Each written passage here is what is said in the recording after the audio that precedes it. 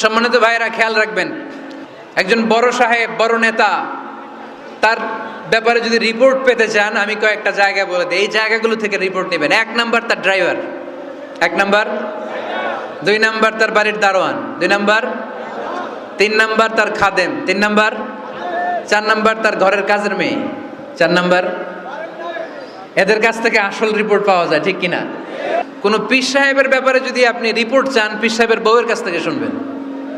কথা কয় না, বোঝে নাই বোধ হয়।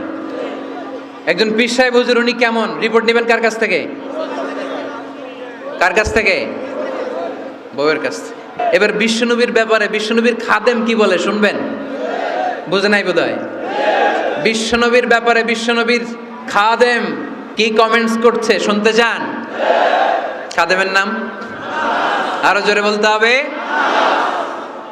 আনাস রাদিয়াল্লাহু তাআলা, আনাস রাদিয়াল্লাহু তাআলা আনহু বলেন,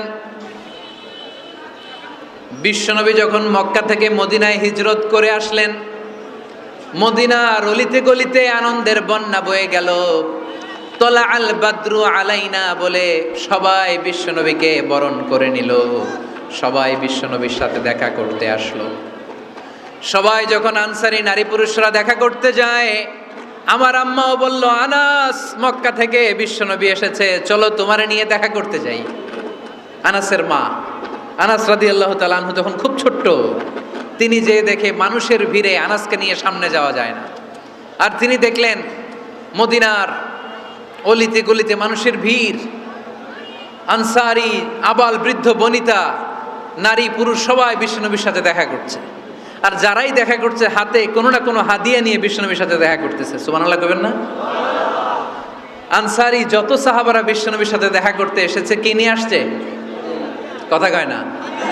তাহাদাও তাহাব্বু, হাদিয়া দাও, একে অপরকে হাদিয়া দাও, তোমাদের মধ্যে ভালোবাসার বন্ধনকে বাড়িয়ে দিবে কে? আনাসের মা বললেন, আমি মানুষ ধাক্কাতে ধাক্কাতে বিশ্বনবীর সামনে পর্যন্ত গেলাম, যে দেখি সবাই বিশ্বনবীর হাদিয়া দেয়। আমি বিশ্বনবীর সামনে যে কাঁদো কাঁদো স্বরে বললাম, ইয়া রাসূলুল্লাহ, ইয়া হাবিবাল্লাহ, লাম ইউবকি রাজুলুন ওয়ালা ইমরাআতুন মিনাল আনসার ইল্লা ক্বাদ আতহাফাকা বিতুহফা। ও নবী, আমি দেখতে পেয়েছি আনসারী এমন কোন নারী নাই, এমন কোন পুরুষ নাই যে আপনাকে আপনার হাতে কোনো না কোনো হাদিয়া দেয় নাই। ওয়া ইন্নী লা আকদিরু আলা যালিকা মা উতহিফুকা বি। কিন্তু ইয়া রাসূলুল্লাহ, ইয়া হাবিবাল্লাহ, আমার কাছে তো কোনো টাকা নাই, আমার কাছে কোনো পয়সা নাই, আমার ঘরে এমন কোনো জিনিস নাই যেই জিনিসটা আমি আপনারে হাদিয়া দেব, ইল্লা ইবনি হাদা, আমার এই নার ছেঁড়া ধন কলিজার টুকরা সন্তান আনাস ছাড়া। ও আখিরি জামানার পয়গম্বর, আমি আমার কলিজার টুকরা আনাসকে আপনারে হাদিয়া দিয়ে দিলাম। ইয়া রাসূলুল্লাহ, মদিনার আনসারী এমন কোনো নারী পুরুষ কেউ তো বাকি নাই যে আপনাকে হাদিয়া দেয় নাই, সবাই তো হাদিয়া দিল, কিন্তু আমি তো হাদিয়া দেওয়ার মতো আমার কাছে কিছু নাই, আপনার দরবারে হাদিয়া পেশ করার মতো আমার কাছে কিছু নাই। মাইকম্যান কোথায়?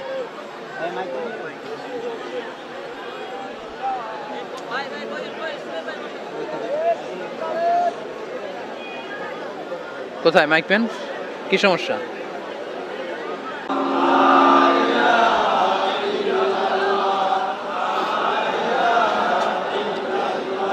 লা ইলাহা ইল্লাল্লাহু মুহাম্মাদুর রাসূলুল্লাহ সাল্লাল্লাহু।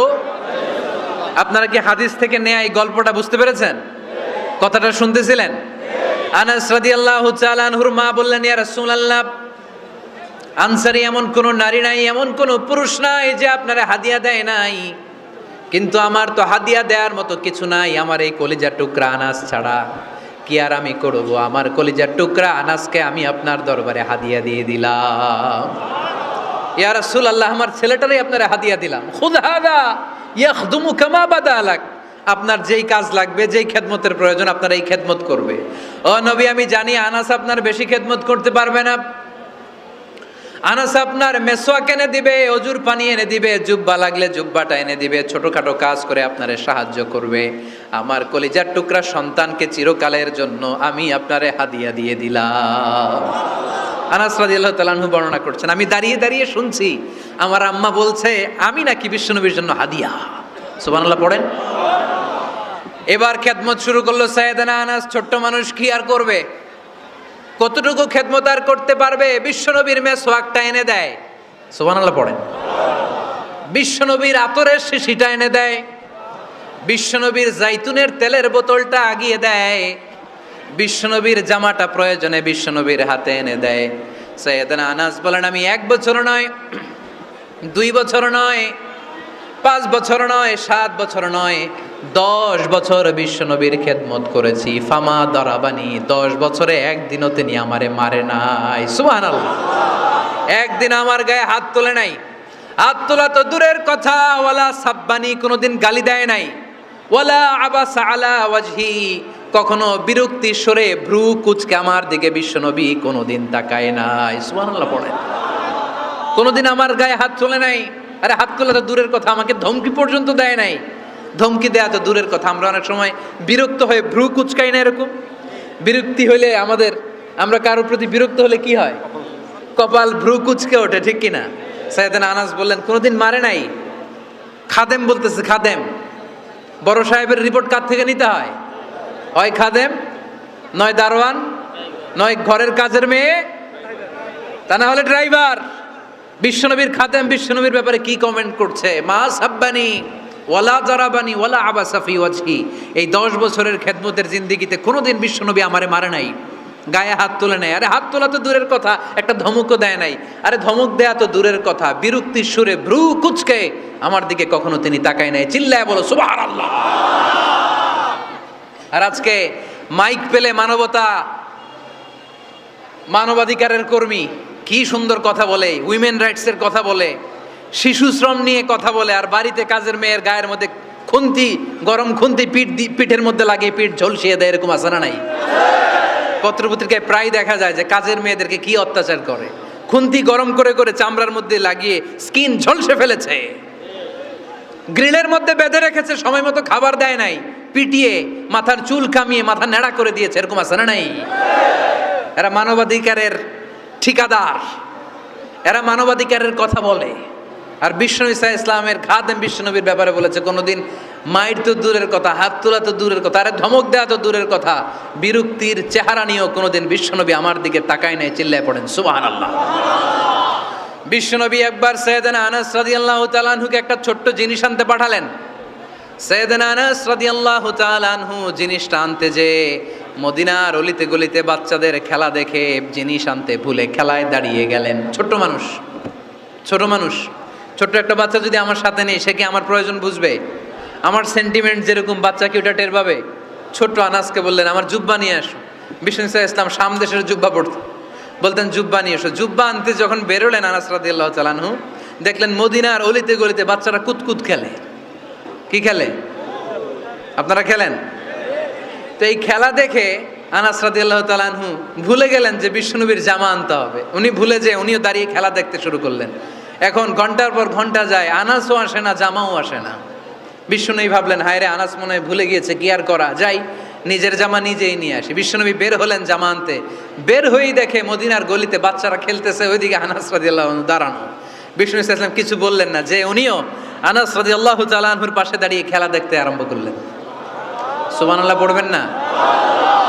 সাইয়েদনা আনাস খেলা দেখতে দেখতে হঠাৎ বিশ্বনবীর দিকে চোখ পড়ে গেছে। বিশ্বনবীর চোখের দিকে যখন সাইয়েদনা আনাস রাদিয়াল্লাহু তাআলা আনহুর চোখ পড়ে গেছে, সাইয়েদনা আনাস বলে আমার কলিজাটা এখান থেকে এই দিকে চলে আসছে ভয়ে। কিসে? ভয়ে। উনি বললেন আমার গলা শুকিয়ে যেতে আরম্ভ করলো, কাঁপতে লাগলাম। হায় হায়, এখন আমার মনে পড়ছে বিশ্বনবীর জামা আনতে পাঠাইছিল, ভুলে গেছে খেলার আবেশে পড়ে। উনি বললেন বিশ্বনবী আমারে ধমক দেন নাই, আমার গায়ে হাত তোলেন নাই, জামা আনতে পাঠাইছি, এখানে খেলা দেখতেছো এটাও বলেন নাই, বিরক্তিও প্রকাশ করেন নাই। বিশ্বনবী শুধু একটা হাসি দিয়েছেন, স্মাইল। কি দিয়েছেন? একটা মুচকি হাসি দিয়েছেন। কি হাসি? সাইয়েদনা আনাস বলে ওই যে ওই দিনের বিশ্বনবীর মুচকি হাসির শাসন মরার আগের দিন পর্যন্ত আমি আনাসকে সোজা রাস্তায় রেখেছি, আর ডানে বায়ে নেয় নাই। শাসন করতে জানলে লাঠি লাগে না, শাসন করতে জানলে ধমক লাগে না, শাসন করতে জানলে পিট্টি দেয়া লাগে না। মুচকি হাসি দিয়েও শাসন করা যায় কি যায় না? সাইয়েদনা আনাস বললেন কোনোদিন মারে নাই, কোনোদিন ধমক দেয় নাই, সব সময় আমাকে আদর করেছে। চিল্লায় পড়েন সুবহানাল্লাহ।